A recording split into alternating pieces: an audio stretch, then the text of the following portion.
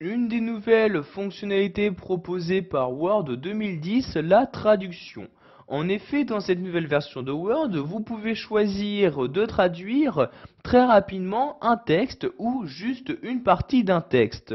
C'est ce que nous allons découvrir dans cette vidéo formation. Donc, pour vous rendre dans les différentes options de traduction, vous allez cliquer en haut sur l'onglet Révision. Je clique donc dessus. Donc une fois dans l'onglet Révision, je vais me rendre dans la partie de gauche et cliquer ici sur l'outil Traduire comme ceci.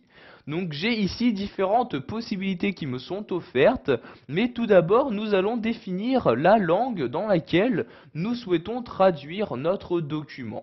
Pour ce faire, je me rends donc tout en bas de ce menu et je clique ici sur Choisir la langue de traduction. Donc il existe deux moyens de traduire, donc soit en utilisant un mini traducteur, soit en utilisant donc le traducteur qui va vous traduire l'intégralité de votre document. Donc pour le mini traducteur, vous choisissez ici la langue de traduction en cliquant sur la flèche comme ceci et vous choisissez donc la langue. Donc ici par exemple, je vais sélectionner l'anglais comme ceci. Vous faites de même pour le traducteur, donc la langue de départ ici il s'agit bien du français et vous choisissez donc la langue d'arrivée, donc dans quelle langue vous souhaitez traduire votre texte. Je clique donc ici sur cette flèche-ci et je vais de nouveau sélectionner l'anglais. Je clique donc sur anglais comme ceci. Maintenant, pour appliquer mes changements, je clique sur OK comme ceci. Nous allons maintenant donc pouvoir commencer la traduction de notre texte. Je clique donc ici sur traduire. Donc vous avez par exemple la possibilité de traduire votre document dans son intégralité et de l'afficher dans votre navigateur internet. Donc je clique ici pour ce faire donc sur traduire le document. Donc vous allez devoir l'envoyer via internet donc dans un format HTML. Je clique ici sur envoyer donc pour procéder à la traduction de mon texte. Donc vous voyez texte qui va s'afficher dans mon navigateur internet par défaut. Donc maintenant ici, je vais agrandir la fenêtre en cliquant sur ce bouton-là, comme ceci. Donc l'avancement de la traduction est en cours. Donc vous pouvez voir cet avancement dans cette partie-là. Donc vous voyez ici pour l'instant 15% a été traduit.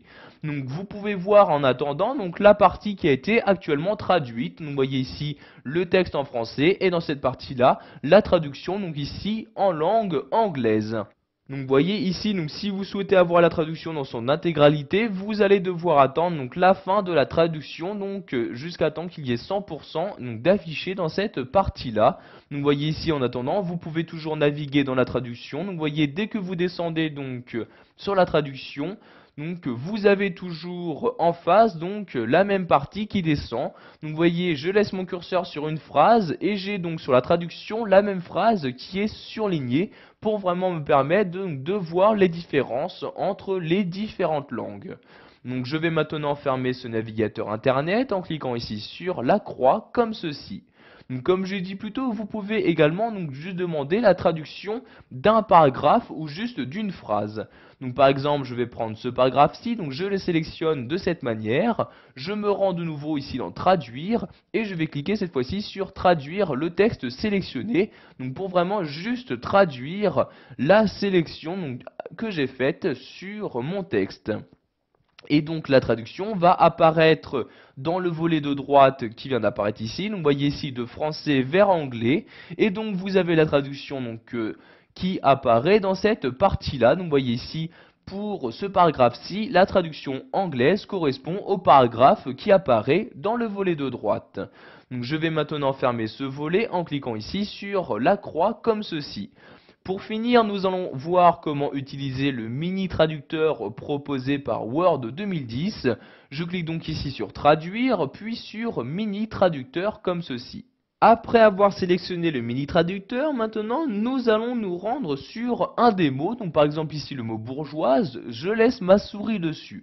Donc vous voyez, dès que je laisse ma souris dessus, il y a donc un cadre qui apparaît, ce cadre-ci.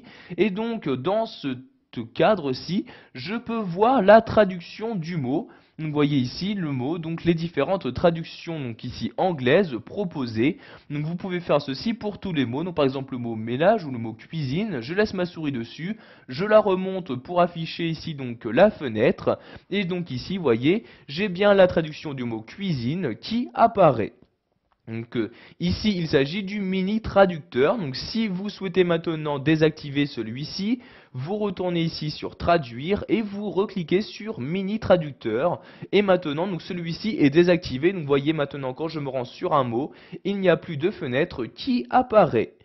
Voilà, vous savez maintenant comment traduire votre document à l'aide de Word 2010. Vous connaissez donc les différents moyens de traduction disponibles.